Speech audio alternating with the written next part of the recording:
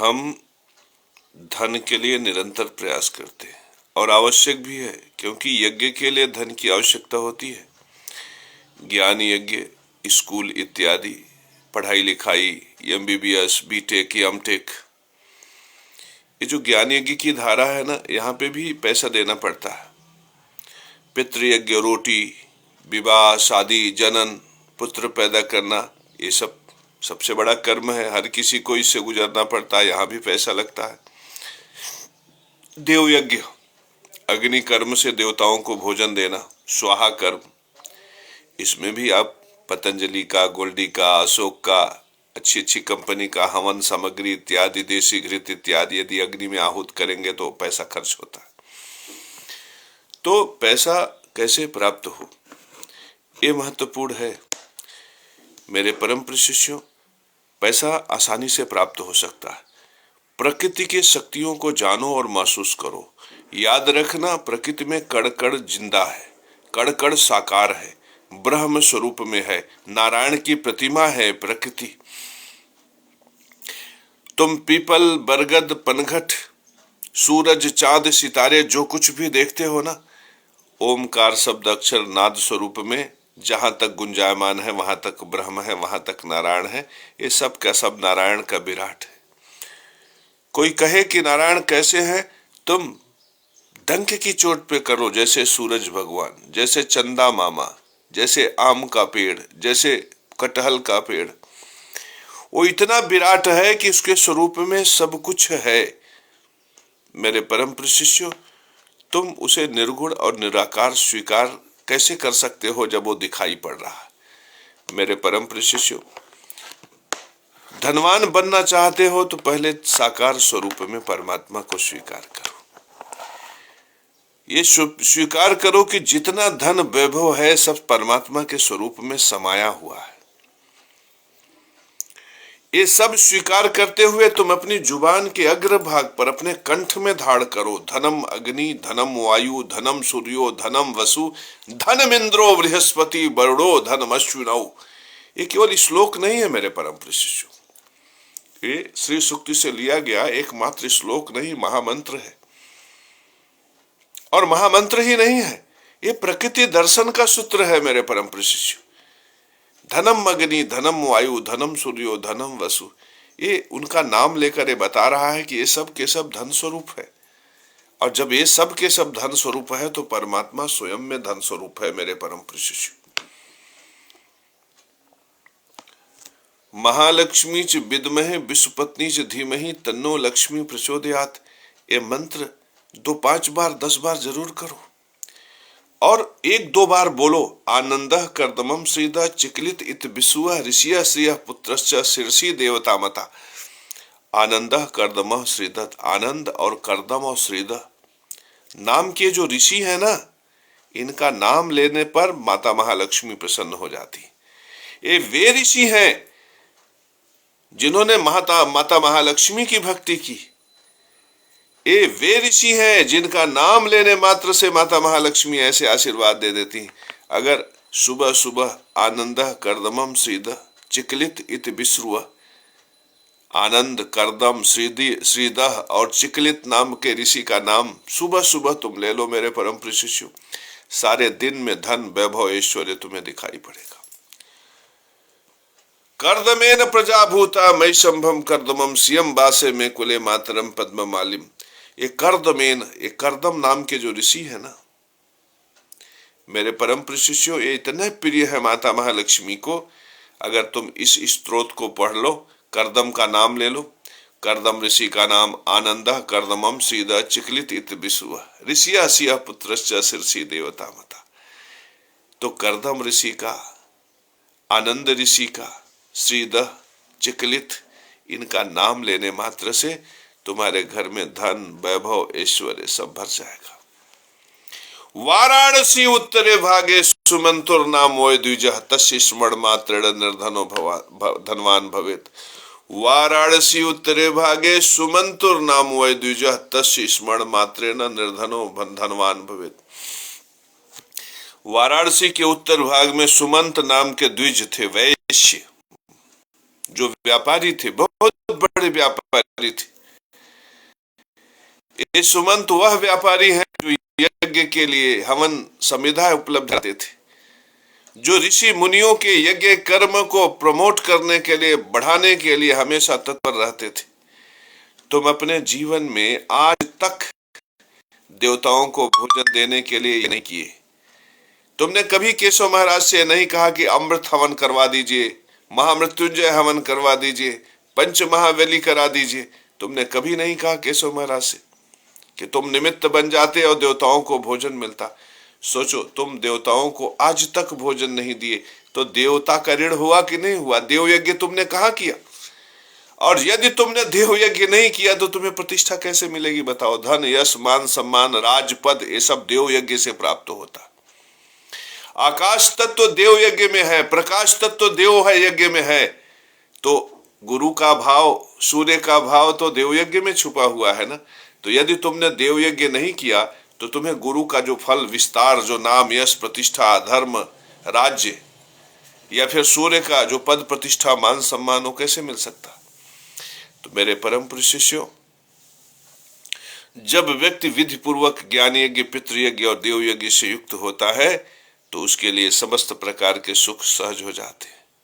तो यदि धन, वैभव, ऐश्वर्य चाहिए तो तुम्हें जानकारी होनी चाहिए जो जन्म कुंडली की, ज्योतिष की। जानते हो, जन्म कुंडली में ज्योतिष कहता है कि दूसरा भाव धन भाव है, दूसरा भाव परिवार का भाव है, दूसरा भाव मंदिर का भाव है। कितनी बड़ी बात है। सूत्र में समझो कि धन का भाव, परिवार का भाव, मंदिर का भाव। जब परिवार में विघटन होता है ना, तब भी धन नष्ट होता है। जब परिवार में वैमनस्य होता है ना, तो परिवार आपस में लड़ के मरता है, तब भी धन नष्ट होता है। ये चेहरे का स्थान और धन का स्थान एक ही है।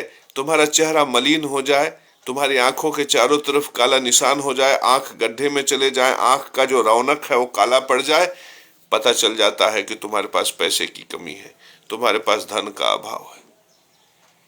मेरे परम प्रिय शिष्यों, ये जो निशानी है ज्योतिष शास्त्र की, ये विराट है।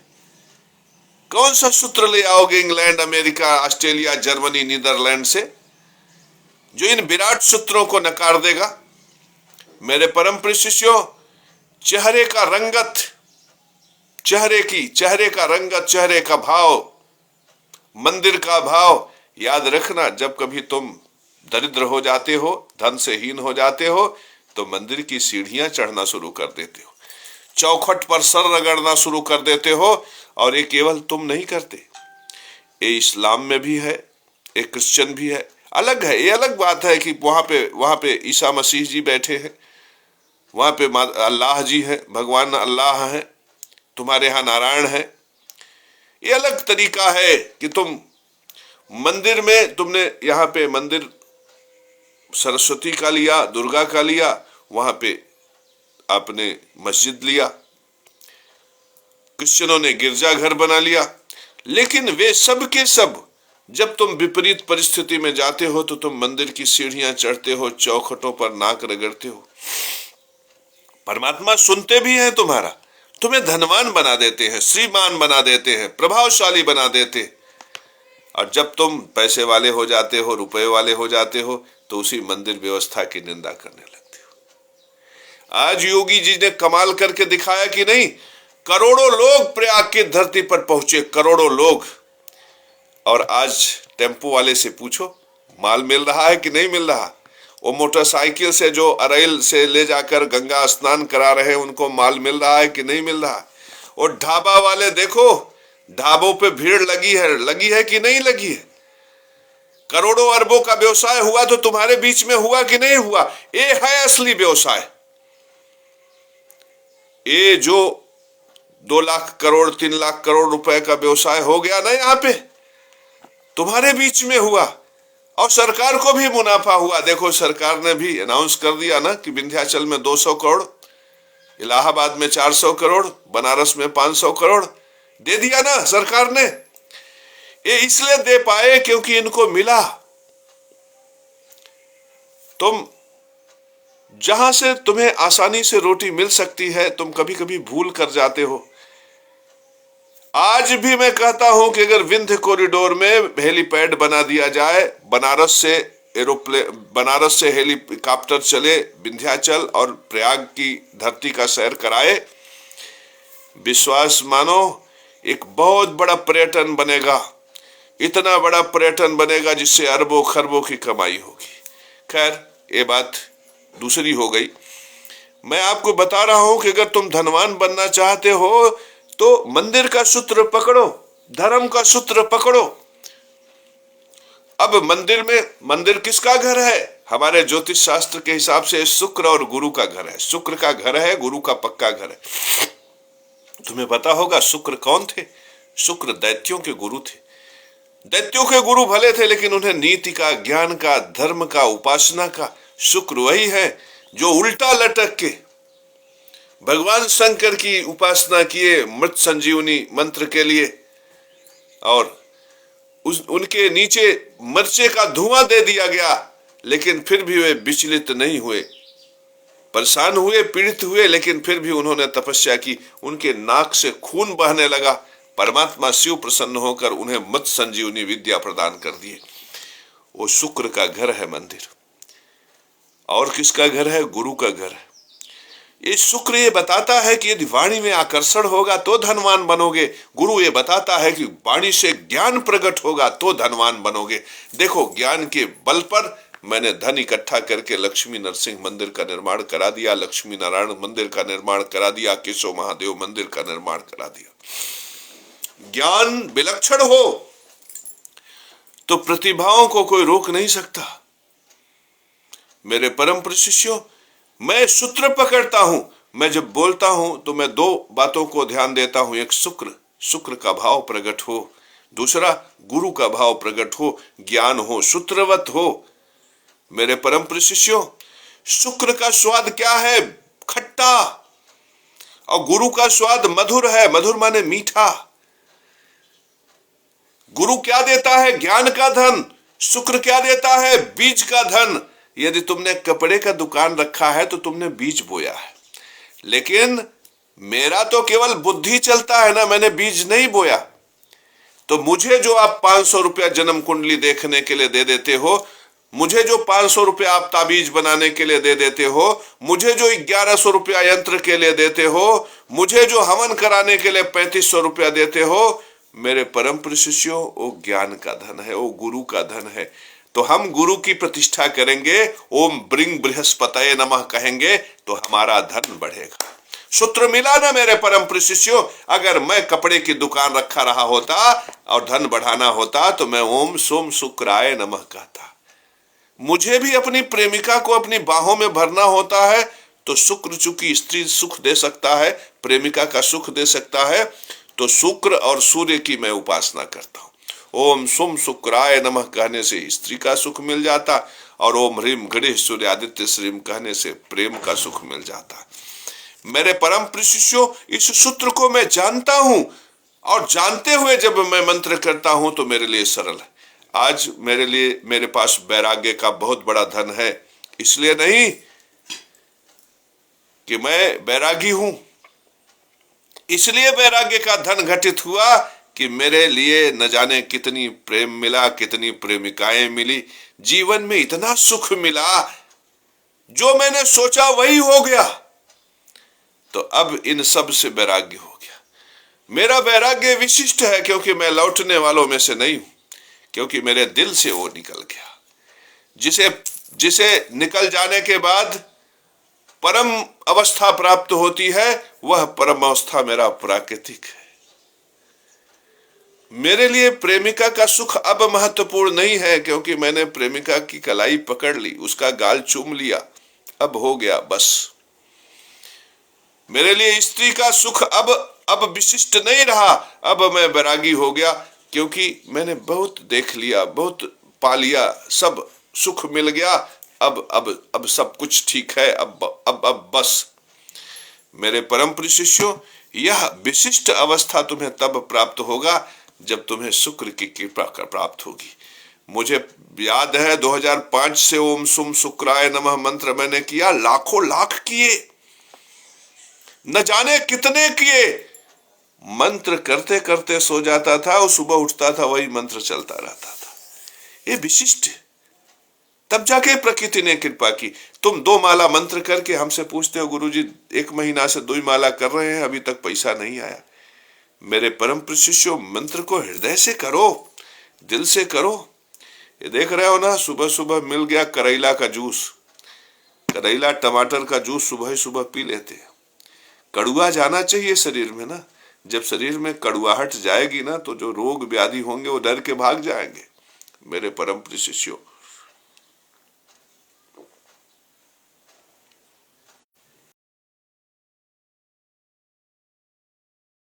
मेरे परम प्रिय शिष्यों, तुम्हें सब दिखाई पड़ा ना कि मंदिर का खाना शुक्र का है। शुक्र क्या है? धन कोष है, बैंक बैलेंस है। देखो मैंने शुक्र की प्रतिष्ठा की ना, अभी हमारे बैंकों में जाओगे तो 10-20 लाख रुपया मिल जाएगा।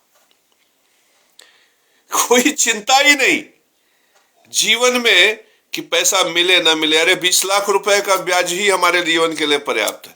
और क्या गारंटी है कि कल ना मिला? ओम सोम शुक्राय नमः तो कल भी कह रहे थे, आज भी कर लेते हैं। और मेरे परम शिष्य, शुक्र की अधिष्ठाती देवी क्या है? माता महालक्ष्मी। इन सूत्रों को पकड़ो। धनवान बनना चाहते हो तो, तुम्हारा पुत्र धनवान बनना चाहता है तो इन सूत्रों को पकड़ो। मुझे वैगनआर कार खरीदना था, गए ऐसे यही कपड़वा पहन के गए थे, यही ललका, और वो हमें देखा तो कहा कि आप कौन गाड़ी लेंगे? हमने कहा कि ऐसा गाड़ी दीजिए जौन हमरे हिसाब से सूट करे पर्सनालिटी को। तो कहे तो फिर वैगनआर है, तो ठीक है दे दीजिए। तो कहे वो उनसे मिल लीजिए। हम कहे वो कहे मिल लीजिए उनसे। तो हम गए मिले, तो जो उनसे मिलने गए तो कहे वो फाइनेंस आपकी कैसे होगा, आइए हमें जो फला कंपनी है फाइनेंस करा दे, ऐसा वैसा। वो दुनिया भर का चार्ट बनाने लगे, इतना होगा इतना। अच्छा ये बताइए आप कितना अमाउंट अभी जमा करेंगे? हमने कहा यार जितने का होगा जमा कर देंगे। तो हमारा मुंह ही देखने लगा।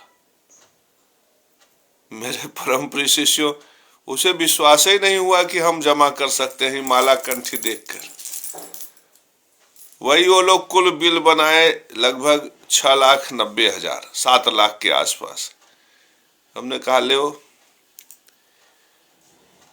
उन लोगों की नजरिया बदल गई। वो सोचे कि अरे सोचो, साधु को निर्धन मानते, साधु को दरिद्र मानते। अरे साधु दरिद्र नहीं होता। साधु अगर योग्य है तो उसके पास पैसे की कोई कमी नहीं। मेरे परम प्रिय शिष्यों, तो तुम शुक्र की प्रतिष्ठा करो, गुरु की प्रतिष्ठा करो। कैसे? शुक्र माने वाणी का आकर्षण, शुक्र माने परिवार में समृद्धि, परिवार में प्रेम भाव रखो।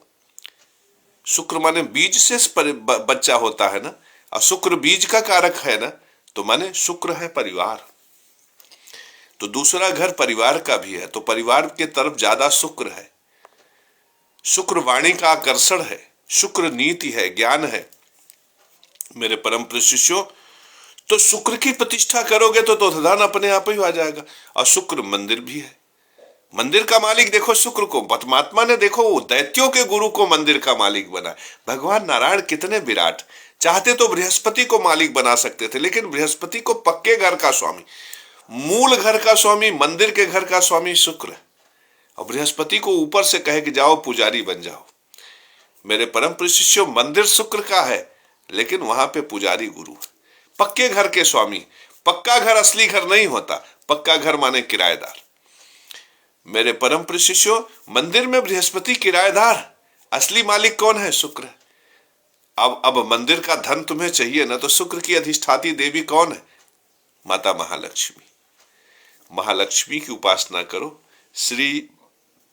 श्री महालक्ष्मी धन आकर्षय आकर्षय स्वाहा मंत्र करके तो देखो। और इस चरित्र को जानकर अगर तुम मंत्र करोगे ना, तो तुम्हारा धन दिन दूनी रात चौगुनी उन्नति करेगा। फिर तुम भी केशव महाराज की तरह ऐसे जाओगे, 7 लाख फेंकोगे, वैगनआर कार लेके चले आओगे। मेरे परम प्रिय शिष्यों, तुम वैगनआर कार की बात कर रहे हो। मैं चाहूं तो जाऊं अभी फॉर्च्यूनर लेकर चला आऊं, लेकिन क्या करूंगा? उससे पेट्रोल डीजल, जो प्रकृति की बर्बादी। लेकिन मैं इन मंत्रों की शक्ति बता रहा हूं, मैं वो करूंगा नहीं।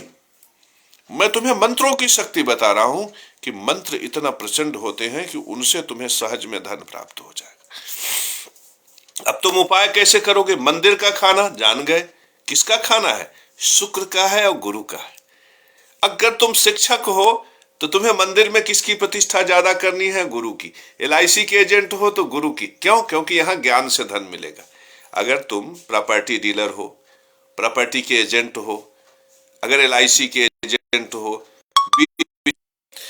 बीच बिचौलिया का काम करते हो मेरे परम प्रिय शिष्यों, तो यहां पे ज्ञान का धन है ना। तो जब ज्ञान का धन तुम्हें मिल रहा है तो गुरु की प्रतिष्ठा करो।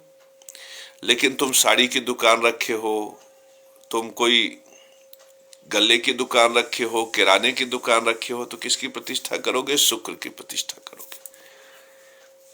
तो जहां पे बीज रोपण है वहां शुक्र की प्रतिष्ठा, जहां पे ज्ञान रोपण है वहां पे गुरु की प्रतिष्ठा। अब मेरे परम प्रिय शिष्यों, जैसे तुम मंदिर गए, अब मंदिर गए, तुम्हें ज्ञान का धन चाहिए, जैसे मुझे ज्ञान का धन चाहिए, तो मंदिर गए तो कुछ ज्ञान का अर्पण करो ना। तो ज्ञान का क्या अर्पित करोगे? ज्ञान यज्ञ का कुछ तो तथ्य अर्पित कर दो। जैसे मंदिर गए, हाथ जोड़ लिए, त्वमादि देव पुरुखा पुराणा त्वमस्य विश्वस्य परम निधामम विद्यास विद्यम च परम च धाम त्वया ततम विश्व अनंत रूपम। इस तरह से बोल दिए।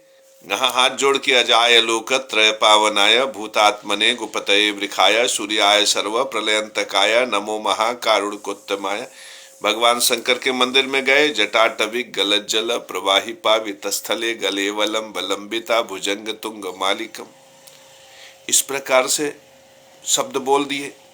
नागेंद्र हाराय त्रिलोचनाय भस्मांगरागाय महेश्वराय नित्याय शुद्धाय दिगंबराय तस्मै नकाराय नमः शिवाय। एक ज्ञान यज्ञ अर्पित कर दिया तुमने।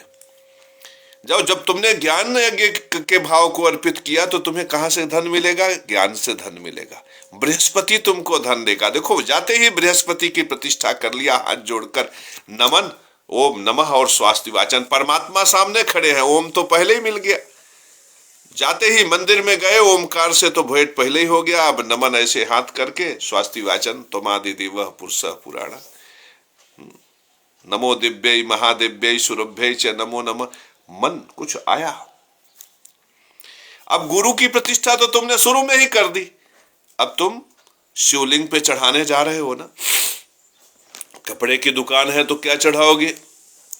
जल चढ़ाओ, चंद्र का भाव मिलेगा, परमात्मा का भाव मिलेगा, जनता का, क्योंकि परमात्मा स्वरूप में तो सारी धरती है।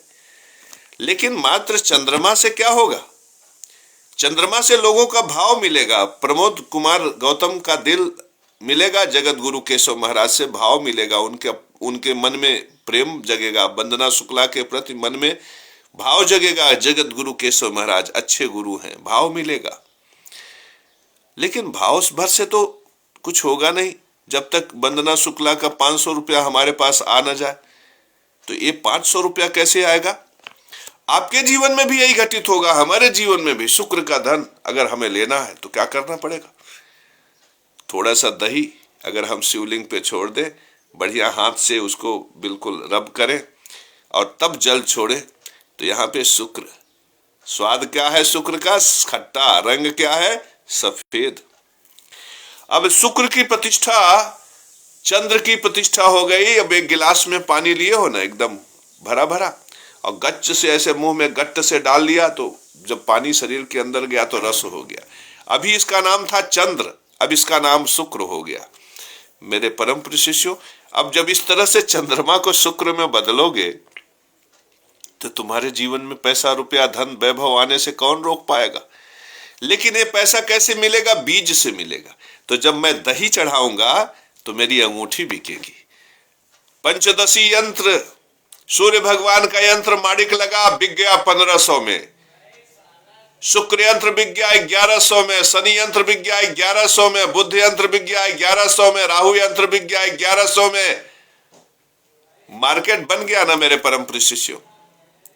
और वो हवन कुंड का भस्म मेरे परम प्रिय शिष्यो राख, जो हिरण्य वर्णाम हरिम सुवर्ण रजस्त्रजाम चंद्राम हिड़मयी लक्ष्मी जात वेदो महावह बोलकर मैंने आहुति डाली देसी घी का, पतंजलि हवन का, गोल्डी हवन का, अब वो राख बन चुका है। मेरे परम प्रिय शिष्यों, हमारे यहां का भस्म भी बिकता है।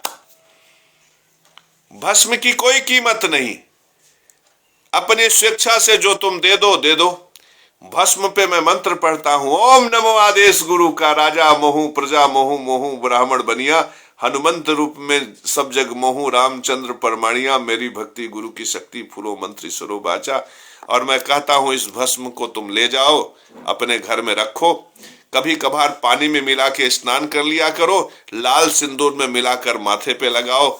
मेरे परम शिष्यों, तुम्हारे कार्य सिद्ध होंगे। बच्चों बीमार हो उनके माथे पे लगा दो, रात को भयानक स्वप्न दिखाई पड़ रहा है, थोड़ा सा माथे पे लगा दो। दूर दूर से हमारे यहाँ जो लोग आते हैं कहते हैं थोड़ा सा भस्म दे दीजिए गुरुजी। तो मेरे परम शिष्यों, वो हवन कुंड की राख, वो राख नहीं है, वो पृथ्वी तत्व है। उससे अग्नि इत्यादि मंगल इत्यादि के सब घटक निकल चुके हैं। वो प्योर बुद्ध है मेरे परम शिष्यों। और जब उसे लाल सिंदूर मंगल के साथ मिलाकर माथे पे लगा लेते हो ना, तो बुद्ध इतनी जबरदस्त प्रतिष्ठा करता है। बुद्ध एक ऐसा ग्रह है, तुम्हारे पास धन न हो, वैभव न हो, ईश्वर न हो, कुछ न हो, केवल बुद्ध, जिह्वा, वाणी और विवेक, ये तीन मिलकर बुद्ध बना है। केवल इतने से ही तुम धन वैभव ऐश्वर्य प्रकट कर लोगे। मेरा बुद्ध ही था। मैं इस मिर्जापुर की जमीन पे क्या लेकर आया था? 2 थाली, 1 कुकर, 1 स्टोव, 2 लोटा, एक छोटा सा बिस्तर लेकर आया था ना, और किराए का रूम 150 रुपया महीना पे किराए के रूम में रहना शुरू किया था। आज इतना वैभव, इतना ऐश्वर्य जो तुम्हारे चारों तरफ दिखाई पड़ रहा है, लक्ष्मी नरसिंह मंदिर, नारायण मंदिर, ये सब किसने दिया? बुद्ध ने दिया ना। तो ये बुद्ध बहुत विशिष्ट है, बहुत विराट है, इसकी प्रतिष्ठा करो मेरे परम प्रिय शिष्यों। तो तुमने देखा ना कि तुमने थोड़ा सा पानी में दही मिला लिया तो कितना बड़ा परिवर्तन हो गया। मंदिर में तुमने शिवलिंग पे दही चढ़ा दिया तो कितना बड़ा परिवर्तन हो। अब एक चीज ध्यान देना, एक चीज तुम बिल्व पत्र चढ़ाते समय, समी पत्र चढ़ाते समय छोटा सा ज्ञान ले लेना मुझसे। बुद्ध और गुरु हमेशा लड़ते रहते हैं। बुद्ध हमेशा गुरु की हानि करता, गुरु बुद्ध की हानि नहीं करता, लेकिन बुद्ध गुरु से चिढ़ता। बुद्ध प्रधान जितने लोग हैं, कचहरी का अगर वकील हो, LIC का एजेंट, ये सब बुद्ध प्रधान लोग हैं, बिचौलिया लोग।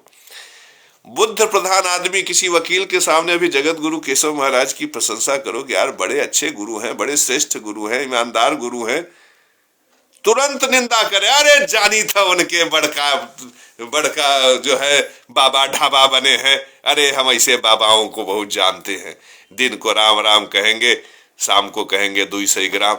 वकील तुरंत ऐसा बोलेगा। आप आजमा लीजिए, जाइए कचहरी में चले जाइए बुद्ध प्रधान वकील के पास और उससे केशव महाराज की प्रशंसा करके देखो, वो तुरंत निंदा करेगा। तो बुद्ध गुरु की हमेशा प्रतिष्ठा घटाने का प्रयास करता। तो अगर तुम ज्योतिषाचार्य हो, तुम शिक्षक हो, तुम्हें ज्ञान का धन प्रचंड स्वरूप में मिल रहा है, तो ऐसी स्थिति में बिल्व पत्र, समी पत्र, हरा पत्र मंदिर में चढ़ाने से पहले सावधानी से चढ़ाओ। पहले तो चढ़ाओ मत, और यदि चढ़ाओ तो उसमें पीला टीका लगा के चढ़ाओ। उसमें पीले रंग के टीका से ओम लिख दो, राम लिख दो, ओम नमः शिवाय लिख दो। मेरे परम प्रिय शिष्यों, गुरु की प्रतिष्ठा करके तब बिल्व पत्र चढ़ाओ। पान पत्र चढ़ाना है तो उस पे इलायची रख के चढ़ाओ, उस पे पीला टीका लगा के चढ़ाओ मेरे परम प्रिय शिष्यों। इस प्रकार से जब तुम बिल्व पत्र, समी पत्र इत्यादि की व्यवस्था करते हो, तब वह पत्र भी बुद्ध और गुरु के सम्यक योग के कारण प्रबल धन देने वाला हो जाता है। तो मेरे परम प्रिय शिष्यों, मंदिर में जब जाओ तो शुक्र और गुरु का सूत्र लेकर जाओ। शुक्र का स्वाद क्या है? खट्टा है। अगर मंदिर के पुजारी को दही वड़ा खिला दो, चाव से खा ले मसक के, तुम्हारे यहां धन आना शुरू हो जाएगा। मेरे परम प्रिय शिष्यों, मंदिर में दही भात खिला दो, मंदिर में जो अगल बगल बैठे हो ना, उन लोगों को दही और भात प्राचीन काल में खिलाया जाता था।